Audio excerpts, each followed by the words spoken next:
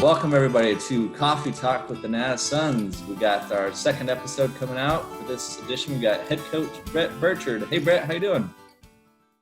I'm good, Jake. Thanks for having me. This is exciting. Our last one went very smoothly, and you're the PR master, so we know this one's going to go well too. Yeah, this will be fun. I'm excited to hear some questions and offer some insight, and looking forward to it. We got some great questions here from the fans. We got we're going to go through as many as we can fit in, and we'll go right into it. So first one, what's been your favorite memory to come out of your professional career in basketball? Wow. I guess the one I like to tell the most is kind of my first day on the job. My dad and I grew up watching NBA games together Thursday nights on TNT, and he used to tell me, you got to find a way to get in the NBA. And I thought he was crazy. I wasn't good enough player, and my dad was a small college coach. I figured I'd follow in his footsteps. And then the first day I was in a Phoenix Suns practice, I sent him a text, and I was like, I made it. I don't know how. This was your dream, not mine. Here I am. And so that was a pretty cool moment to share with him long distance. Did you get a good text back? Yeah, I don't know exactly what he said. I mean, Dad's texts are always super encouraging and just talking about how proud he is of me. So I'm sure it was something like that. And I remember the first drill we did. It was amazing to finally be in an NBA practice. And the first drill we did was like a 2-line layup drill or something that he did in his practice. And so it was like, he was cool for him to see that what he was doing was the same as the pros were doing. What do I need to do to make it into the NBA G League? Yeah, work really hard. The G League is full of really talented players, veteran players, hungry players.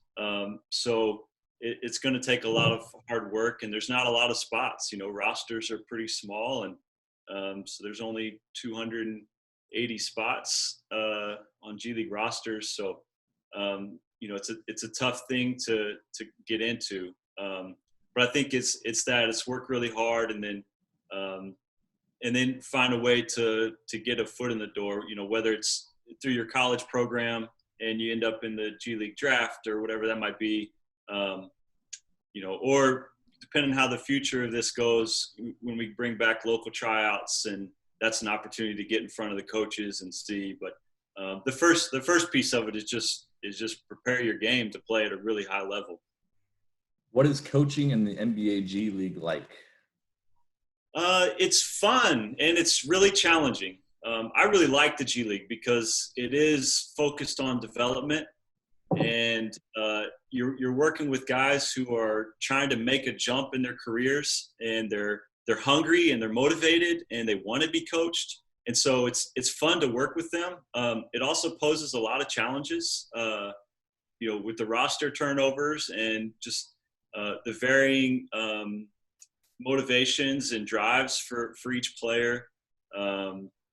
So that creates challenges. The travel is different than the NBA. I don't mind the travel. It's kind of fun where our staff and our players and our team gets to spend a lot of time together, and it's kind of shared suffering that brings the team closer together. So I really like it.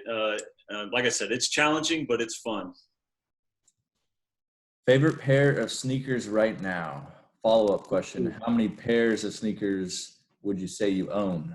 Yeah, my wife will tell you I own way too many, and I'll agree with her, but I'm not really a sneakerhead. Like, I couldn't tell you whose shoes are whose. If someone's wearing a Kyrie or a LeBron, I don't know the difference. I just don't pay attention to it. I wear what shoes the team gives me, and then I wear them until I get a hole in them, and then I transition them to yard work shoes. So, I stack up a lot of shoes that I don't wear. I'm not a big sneakerhead, so it's not a good question for me. Right. To answer that follow-up question, do you know how many pairs you own? I don't know. It's way too many. When I moved back home after being in Prescott all year, I had to throw a bunch out because my wife told me there wasn't enough room for them. So Yeah, closet's full. What are one or two things you need to do every morning to function properly? Example, for me, I need to drink orange juice, water, coffee, brush my teeth in some type of order, etc. yeah, yeah, you're well hydrated. Morning routine. For me, it looks right now. It looks like I get up early because it's getting pretty hot here in Phoenix, and so I take the dog out for a walk or a hike on the mountain pretty early before it gets too hot, and that gets me woken up, and it's a good way to start the day just with some physical activity, and then try to do some kind of reading or read my Bible or pray or meditate, something to get my mind going and in a right spot. And then I always have to start with a good breakfast. Get enough fuel to get me going through the day. Usually during the season, we're practicing in the middle of the day, and so lunch may not come until 1 or 2 o'clock in the afternoon, or even later. So a good hearty breakfast gets me to lunch. My own personal side question: what's your favorite breakfast? What's the go-to? I just started making these oat waffles. I really like waffles, but the Aunt Jemima mix is just not the healthiest option. So I found this oat recipe. Right now what we've been doing at home is just whatever leftovers we have from the night before, we mix it with eggs and have it for breakfast. So Nice. keeps it entertaining. Next question here. Who is one of your favorite players in NBA history, not named Michael Jordan? I think during the MJ era, I really liked Penny Hardaway. I was a fan of those Magic teams for whatever reason. I grew up in Missouri. We didn't have an NBA team nearby, so didn't watch a ton of NBA other than the national TV games. But Penny Hardaway and Shaq and those teams were teams I played with on the video games. I think if you go later on, Steve Nash was and John Stockton. These smaller point guards were fun to watch for me.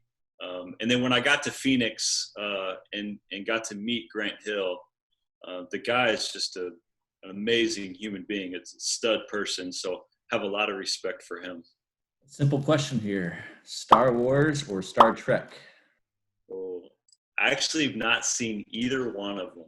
Holy yeah, anything pop culture related, I'm like the last person to ask. I actually read my first Harry Potter book last weekend just to see what all the fuss was about. So I'm not the guy for pop. I have a funny story. 1 year in Phoenix, Justin Timberlake was in Phoenix, and he had a show that night. And so they're running around the arena, getting it all set up. I go into our practice court, and someone's walking into the practice court at the same time.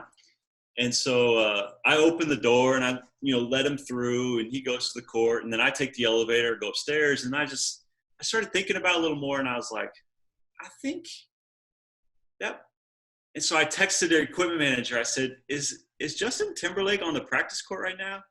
He said, yeah, I think he just walked down. I was like, I literally just crossed paths with Justin, and I had no idea. I was thinking there's probably 200 people in this building right now that would kill to have been me at that moment. And I had no idea it was him. Oh, that's wild. Yeah, so I'm not the one to talk about pop culture. So Star Wars, Star Trek, I haven't seen either one of them. I like how you said you read your first Harry Potter book to see what the fuss was about. That fuss was about 20 years ago. I know, I'm a little late to the party, right? Which one did you read?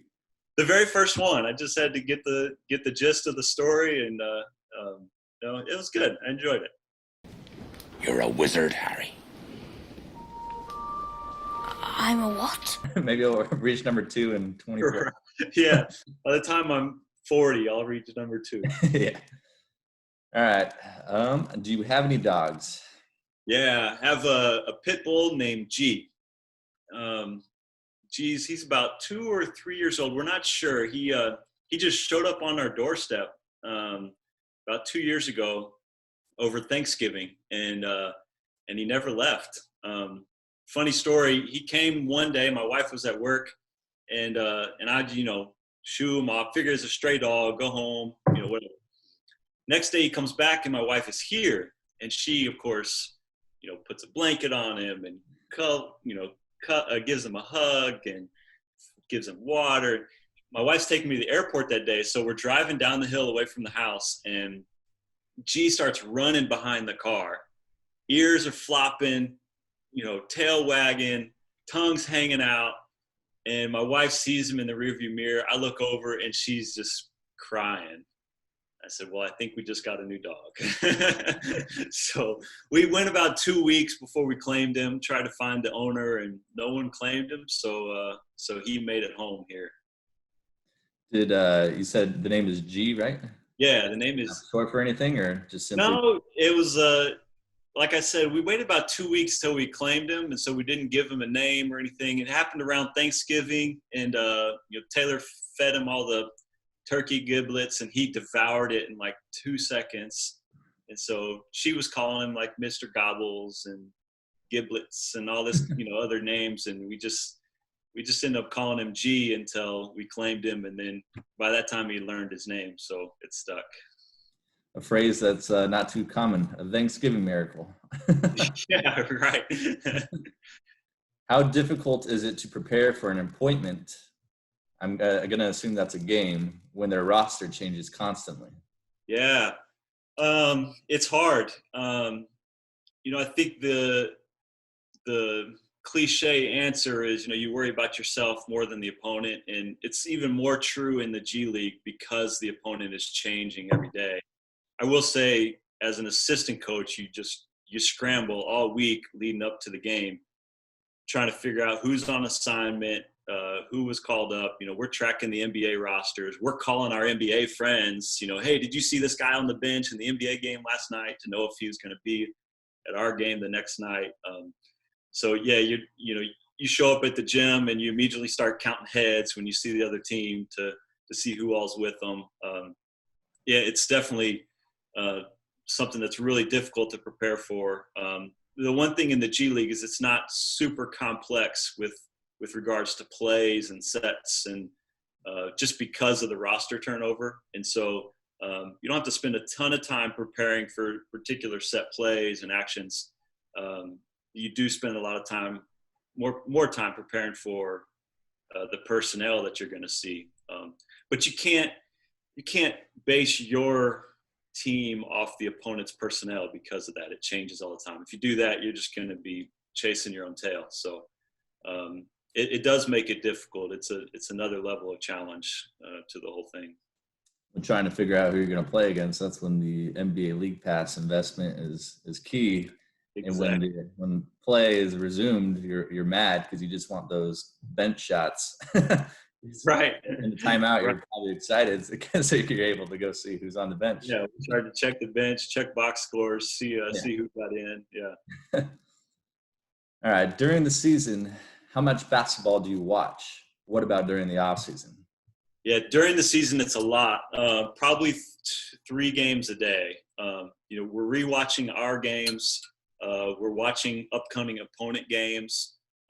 I try to watch every Phoenix Suns game that I can, whether if we're not playing or we're not traveling, just to keep up with what they're doing. And then I just watch a League Pass game, whether it's G League or NBA. But you're just trying to learn and see some recent trends and just keep up with what's going on in the league. So it's a lot. It's probably at least 2 to 3 games a day. And during the off season, it scales back a little bit just because there's not as many games going. But then you start watching, preparing for the draft. In a typical summer, we would have summer league going on. You're watching those games. I follow the Phoenix Mercury pretty closely, so follow their season. So in the summer, it's not as much. My wife appreciates that, but during the season, it's a lot. Is there much scouting of NBA G League prospects for the draft? For sure. Preparing for the NBA draft, we're scouting guys who will likely play in the G League, whether it's second-round picks that will be on assignment, whether it's guys who go undrafted and become affiliate players or two-way players. You're building summer league rosters, and a lot of those guys in summer league end up in the G League. So even preparing for the NBA draft, there's a ton of scouting with an eye on, it's not just the lottery picks. It's you're building out a development system. And so who's going to become part of that system? And then you head into the G League draft as well. And you got another group of players who are going to be coming through the G League and that. So you have to scout those guys as well. What happens in a typical practice? Play a lot of basketball. I try to play as much as possible, and that's somewhere I'm leaning in my coaching philosophy is more playing, more competition. The guys really like that, and they enjoy practice a lot more. And I think it's better for their learning just to play a lot. The guys need repetitions, because they're trying to improve, and that's the way to do it. We fell into a nice little template last season, where guys will show up to the gym, they'll get 10 to 20 minutes of individual work, whether it's shooting or finishing, just some kind of skill work. And then we start as a team with some fundamentals work, thinking about footwork and passing.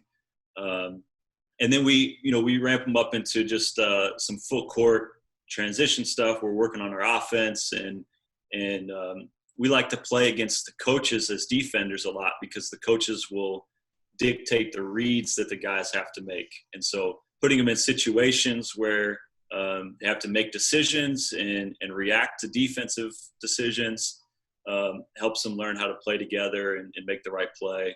And then we have a defensive block that we do every day.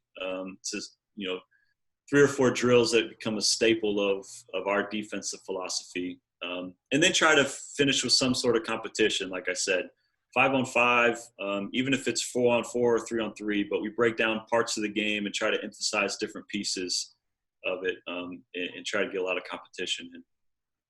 We heard that at the end of practice, if it's someone's birthday, they get a half court shot for a little moolah. Can you confirm or deny? It depends who's listening. The guys liked it. They and I have to keep track of whose birthday is actually when, because they'll try to sneak in an extra birthday on you. But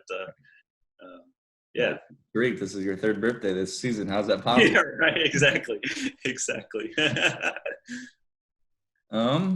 What do you do on the weekends?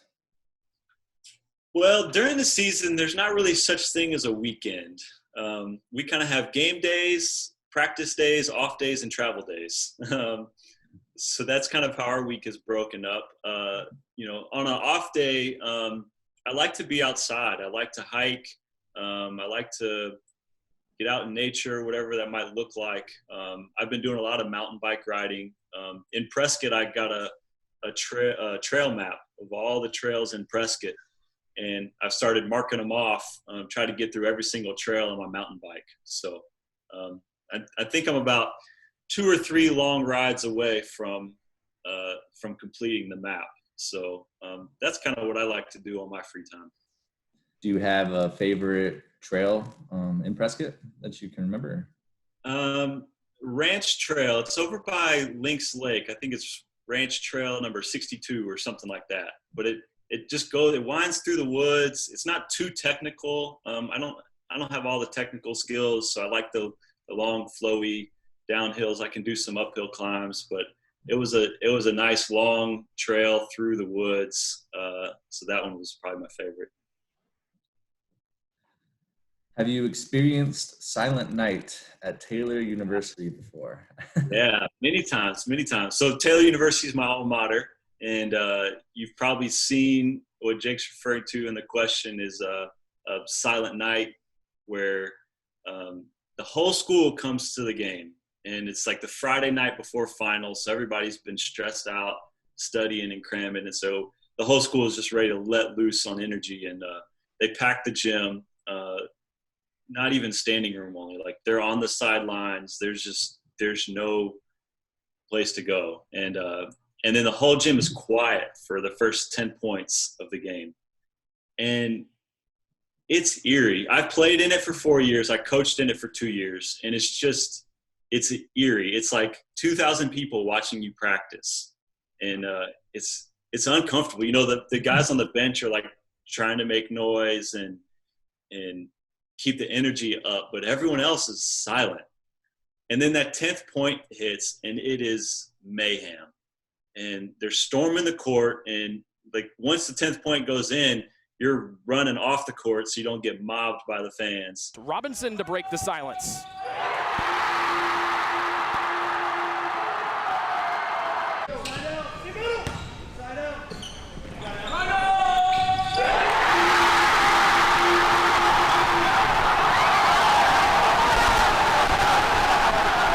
And then it's like that for the rest of the night. It's deafening the rest of the night. Yeah, it's a wild experience. It's a really unique game. It's cool to be a part of, but it's different. Let me take you through some hypotheticals there. Okay. If you guys are down, let's say 20, and it's 30-10, do they still go crazy? Yeah. Well, so you know, that was the beauty of scheduling. We were never down. We might have been down actually, just because of like the nerves and the eeriness of the game. But yeah, we don't lose that game, and so that's rare. I remember one time I was sitting at the scores table and ready to check in. This was after the 10th point, and one of the opponents comes and sits next to me because he's about to check in. He goes, "This is the craziest thing I've ever seen." I didn't know why everyone was being so quiet. It was so weird. Because we don't tell them what's about to happen. And so the opponents kind of freaked out by the whole thing too. Oh yeah, I just assumed everyone knew what was going on. So sometimes the opponents don't even know. Wow. Yeah.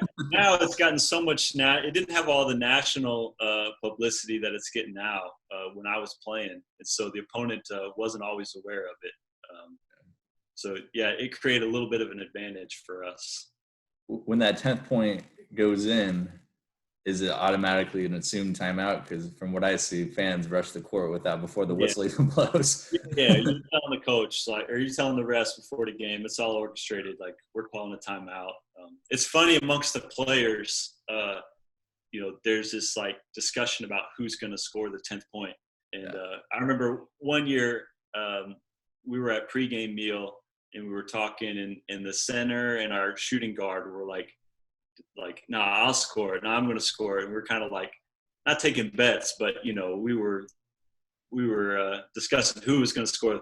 I told him, I was like, I know who's going to score the 10th point. I'm the point guard. So I'm going to get him the ball, and he's scoring the 10th point. Are you just going to pull up from three or so?